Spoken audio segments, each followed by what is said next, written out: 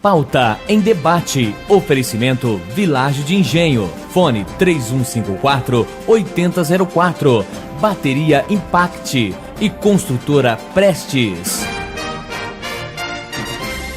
Olá, boa noite. Eu sou o Luiz César Lázari e estamos começando o Pauta em Debate.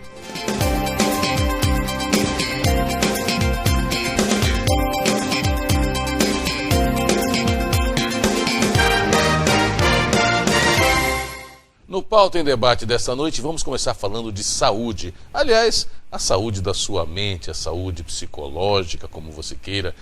Quando será que nós temos uma mente saudável, um pensamento saudável? E quando também é hora de começar a pensar em procurar uma ajuda profissional? Quando nós podemos ou precisamos ir por esse caminho? Será que nós temos essa percepção? Olha, eu estou pensando que eu estou precisando conversar com um psicólogo. Ou será que nós não percebemos quando temos um problema? Para falar um pouco sobre isso, está aqui conosco no Pauta em Debate o presidente da Sociedade Psicanalítica do Paraná, Dr. Ricardo Baracho dos Anjos, que é psicólogo e psicanalista. Seja muito bem-vindo. Obrigado, Luiz. Ótima noite. Pelo carinho, pela acolhida. Obrigado. Obrigado, é sempre um prazer tê-lo aqui. Prazer é nosso. Nós, enquanto indivíduos, claro, ninguém é igual, temos diferentes formas de pensamento, de percepção. De uma maneira geral, a gente percebe quando temos um problema, porque fazendo aqui um contraponto, quando você tem uma dor física, né? Tá doendo meu braço, tá doendo minha perna, tá doendo... Eu vou ao médico, falo, ó, eu sei que eu tenho que ir ao médico. Nós temos essa percepção de quando precisamos de ajuda profissional na área da psicanálise ou da psicologia? Sim, sim. Eu creio que nós temos sim essa percepção, Luiz. Só que para a pessoa assumir essa necessidade, tem que quebrar uma questão cultural que ainda é muito vigente, seja na área da psicanálise ou da psicologia, que é a do preconceito. A pessoa, para afirmar que carece de uma ajuda terapêutica, ela vai ao encontro de uma ideia ainda muito vigente de que isso é para louco, né? Ou para fraco. Ou para fraco. Pessoa que não tem muita força, que é mole, né? Assim. Então, para superar essa crença, esse preconceito, para afirmar se requer muita postura. Pessoas falam assim, eu não vou no psicólogo que é médico de louco, que é terapeuta de louco, de maluco, mas eu falo que o louco não vai ao consultório. Né? Quem vai é a pessoa normal, que percebe alguma coisa que não vai bem com ela mesma. O louco nunca vai porque ele acha que não precisa de terapia. Então, começa aí, nessa quebra desse paradigma de que é loucura ir a uma terapia. Mas claro que a pessoa percebe sim, e o familiar, o colega, o amigo, nota uma rotina que está mudada, um comportamento alterado, você está diferente alguns dias, o que acontece? Isso pode ajudar a pessoa também a perceber que carece de algum profissional da psicologia ou da psicanálise. Isso acontece em todos os momentos da vida ou nós só temos essa percepção quando passamos um momento muito ruim, uma perda, por exemplo, quando você um fracasso e você está ruim, está amargo, muitas vezes até achando que está deprimido, nós só percebemos isso no momento mais agudo?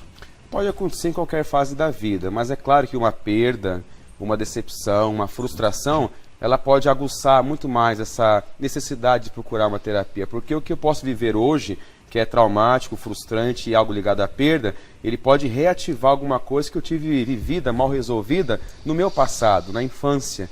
Então eu volto a observar aquele tema que estava adormecido. Eu não estou dando conta de alguma coisa hoje. Então eu posso, com isso que acontece, eu posso então perceber que eu preciso de uma ajuda terapêutica. Então realmente as questões da vida, os problemas, né? O mundo de hoje está nos colocando mais nessa berlinda de buscar o tratamento. Doutor, na verdade eu não vou querer ter a pretensão de discutir os fundamentos do trabalho de vocês. Mas, de uma maneira geral, para quem está nos assistindo, como que funciona? Isso que o senhor colocou. Você teve um problema mal resolvido, uma frustração, seja na infância, na adolescência, ou mesmo na vida adulta, que não te deixou, vamos dizer assim, de forma confortável. Nós temos que voltar a esse ponto e tentar resolver isso para poder seguir a vida em frente? Ok. A pessoa vai ao consultório e ela pensa assim, doutor, eu vim aqui para esquecer aquilo que eu passei. Seja um abuso infantil, seja a perda de um pai, seja um acidente, alguma coisa então que me fez ficar muito mal. Então a gente trabalha em psicanálise um termo chamado ressignificar. A pessoa não esquece o que passou, mas ela é levada com um manejo terapêutico a aprender a olhar diferente a mesma coisa e a interpretar de um modo que a ajude. O Lacan, que é o teórico que eu trabalho, teórico francês da psicanálise, fala que o ser humano ele adoece de interpretações, muitas vezes. Tem sim o câncer, o desemprego, a carne que não está boa para comer hoje, coisas reais que nós passamos. Só que o modo como interpretamos faz toda a diferença. Como explicar uma pessoa que é tetraplégica e exala vida e alegria, e o outro cai encravado e quer morrer, por exemplo? É o modo como interpreta. Então a gente trabalha muito isso. Como a pessoa interpreta a si mesmo e a vida visando ressignificar. Isso não significa, e imagino eu agora vou colocar o dedo na ferida, literalmente, que a busca pelo auxílio é só a busca por aquela receitazinha azul de um remédio conhecido e que faz as pessoas ficarem todas zen, né? Olha, não, eu vou lá para dar uma receita de Rivotril e aí tá tudo, meus problemas acabaram. Acabaram. Isso é paliativo. É paliativo. Não estou querendo aqui afirmar que a medicação não tem a sua importância na vida de uma pessoa. Claro. Mas eu penso que ela aliada a uma terapia é importante porque a medicação vai trabalhar o aspecto químico do cérebro e a pessoa não tem a participação ativa na sua cura. A análise procura fazer a pessoa participar. Freud um dia perguntou para uma paciente dele, qual que é a sua responsabilidade naquilo que você tem de sofrimento? A pessoa pensar sobre isso. Qual é a parcela dela? Ela pode sabotar sem perceber muitas vezes. Então é convocar a pessoa a se ajudar. Aliás, vocês usam muito esse termo e me chama muito a atenção como leigo, o termo sabotar. Né? Nós nos sabotamos o tempo todo? O neurótico é uma pessoa que tem uma tendência muito a sabotar-se. Quase todos nós somos neuróticos. O neurótico ele tem uma dificuldade muito grande com o gozo, muitas vezes. Não se permitir, não ter pretensão a ter um gozo, uma vitória. Há neuróticos que até adoecem quando triunfam, por exemplo. Então, sabotar pode ter uma função na vida muito importante da pessoa não ultrapassar algumas questões e ficar assim mal porque ultrapassou e pensando no outro, o outro não conseguiu, o outro não chegou onde eu estou. E não deveria ser assim. Cada um tem a sua caminhada, a sua busca, a sua escolha, né? Então o neurótico quer estar bem com todo mundo. E em nome disso, ele pode tirar o que é até bom dele. Isso é muito sério numa pessoa. Hein? Isso é uma doença, então? Sim, é uma doença. O Lacan diz que nós nascemos na expectativa do outro e fazemos análise para sair dessa expectativa. É importante fazer isso, eu ter a própria expectativa de vida e caminhar, me autorizar a uma vida com qualidade. Quando nós chegamos a um ponto, voltando à questão anterior, quando nós chegamos a um ponto, um trauma, né? O Luiz César tem um trauma, o moleque roubou o carrinho dele lá quando era pequeno e ele nunca mais viu o carrinho e isso foi um trauma na vida dele. Claro, eu estou fazendo aqui um exemplo absolutamente bobo, mas quando nós chegamos nesse ponto no trauma, e a pessoa não consegue ressignificar o trauma, ela não consegue resolver, para onde caminha a análise? Primeiro, no consultório, nós fazemos uma questão chamada revivência, no set analítico. Então a pessoa conta a história que ela viveu há anos atrás. E eu procuro usar uma ferramenta bem importante da psicanálise, é fazer a pessoa explorar o sentimento. Eu pergunto após ouvir a história, o que você sentiu com isso? A pessoa, quando conta, a fala tem um afeto muito carregado. Muitos choram, muitos até passam mal. Revive no consultório aquela cena. Então nós procuramos para a pessoa a pensar sobre isso na hora, pensar sobre o que ela está fazendo com ela mesma, né? Essa agressividade. Então, não que ela não tenha como ressignificar, ela pode ressignificar sim, só que não é tão rápido assim, é uma caminhada longa, porque se ela não ressignifica, podemos entender que há até um gozo, um ganho secundário com o sintoma. Isso não faz bem para a pessoa também, né? Isso é complicado. Quer dizer, na verdade é um trabalho todo que é feito. E eu quero só, trouxemos esse assunto aqui para você, meu amigo, para você, minha amiga, justamente para as pessoas começarem a perceber que é importante ter esse tipo de auxílio profissional para melhorar de vida. Para melhorar de vida, a pessoa realmente ser na sua vida o protagonista da vida, não ser coadjuvante, ela começar a viver de um modo que ela faça feliz a ela mesma. E é bem interessante isso, né? Então, na verdade, claro, algumas pessoas podem estar assistindo a gente e falar assim, Luiz César, mas isso é para quem tem dinheiro, eu não tenho, eu vou continuar aqui na minha vidinha, na minha infelicidade muitas vezes. É possível mudar, é possível buscar, é possível ressignificar a vida? É possível sim.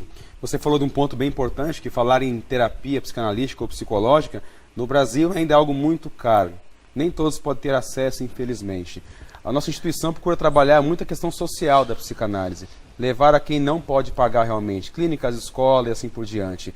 Então, para levar todo mundo a ter essa chance de ressignificar a vida. Ressignificar é você realmente se autorizar. No mundo, temos 3 pessoas no mundo. As que fazem acontecer, as que ficam vendo as coisas acontecer e as que não sabem o que está acontecendo. Então é tirar a pessoa dessa alienação própria para poder realmente caminhar com qualidade de vida. Ressignificar, olhar diferente a mesma coisa. Nada mudará muitas vezes ao redor. Mas se eu esperar mudar para ficar feliz, eu fico na mão da situação. Isso é muito sério para uma pessoa. Há quem espere isso muito no outro, né? E isso é natural que nós nos resignemos nessa situação? Sim. Não, olha, eu sou da minha família, eu tenho meu marido, é ele que tem que prover, ou eu tenho minha esposa, ela tem que cuidar dos filhos. E a gente acaba nessa zona de quase conforto, mas um conforto desconfortável. Conforto desconfortável. Tem um autor chamado René Kais que ele fala o caráter transgeracional da família. Aqueles lemas, aqueles conceitos da nossa avó muitas vezes, e ela já está até morta há alguns anos, mas aquilo que ela falava permeia as gerações que vêm à frente. Isso conduz o nosso pensamento, o nosso sentimento. A família é tida como família coitadinha, a família é família assim, estudiosa, resignada. Então a pessoa acaba pegando de papel da sua família. Então a terapia vai ajudar a pessoa realmente a vencer essa questão, a superar. Porque Lacan falava o quê? O ser humano é constituído na relação com o outro, através da linguagem. Então a terapia procura analisar que linguagem a pessoa foi formada e como que formou essa pessoa nessa linguagem na relação com o outro. Quebrar alguma coisa nessa linguagem que atrapalha a pessoa. Então ela vencer essa questão. Ela procura ser a versão melhor da sua família. E isso, claro, pela experiência que o senhor tem na terapia psicanalítica, no consultório, as pessoas saem do processo depois da alta, elas saem melhores, elas saem mais felizes? Elas saem melhores, saem mais felizes, e se porventura alguma coisa acontecer à frente, ela pode voltar ao consultório. Eu falo que fazer uma análise é atualizar-se frente à vida. Eu faço por um tempo análise, estou bem, tenho alta, mas o mundo muda muito ao nosso redor o tempo todo. Ela pode não dar conta de algo novo que vem à frente e volta para a análise. Freud falava da análise interminável. Não que assim pejorativo, então não paro de fazer análise. Interminável é assim. Estamos aqui à disposição enquanto terapeuta de vocês, população, para ajudar nesse sentido. Isso é fantástico. E é uma coisa assim, até para nós encerrarmos a entrevista, é um assunto que me interessa muito. Eu acho muito fascinante esse mundo da mente humana, né? É comum as pessoas descobrirem esse lado da vida, lado psicológico, enfim, você descobrir que é um lado que faz parte da sua vida, as suas intenções, as suas frustrações, você, quando faz análise, você conhecer realmente o seu eu mais profundo. E é uma descoberta para muita gente que fala assim, eu não sabia que existia isso. E o fantástico no consultório, o gratificante é isso, quando a pessoa percebe-se, ela tem um insight, que nós falamos, o termo insight. Ela se apreende de um conteúdo que ora era recalcado e ela toma controle disso. Agora eu entendo porque eu sempre namoro pessoas ciumentas o tempo todo, repito. Porque agora eu entendo essa compulsão, a repetição na minha vida. E ela fica agora firme quanto a isso e evitar o próximo erro. Interessante demais quando ela vê por que ela faz o que ela faz. E a partir daí ela pode até fazer, mas ela sabe, ela tem consciência do que está fazendo. O Lacan falava que na análise tem que ajudar a formar um analista no meu paciente. Não vai ser o curso, é algo leigo, do setting, mas é importante. Formar no paciente um analista, para que ele consiga caminhar com autonomia na sua vida. Isso é fantástico. Olha, muito gostosa a conversa. Quero agradecer a presença do Dr. Ricardo Baracho dos Anjos, que é presidente da Sociedade Psicanalítica do Paraná. Ele é psicólogo, psicanalista, e nos dá aqui uma contribuição fantástica para que a gente possa, claro, levar para você. E as pessoas que estão nos assistindo podem também procurar os profissionais. Sim. São mais de 500 profissionais no Paraná. Em todo o Paraná, desde Foz do Iguaçu até Curitiba, temos aí alunos, psicanalistas formados que estão atuando em todo o nosso estado. E que podem ajudar muitas pessoas. Com certeza. Estamos à disposição do nosso estado e do nosso país também. Muitíssimo obrigado. Obrigado, Luiz, a gratidão. Muito obrigado. Seja sempre bem-vindo. Obrigado pelo carinho. Valeu.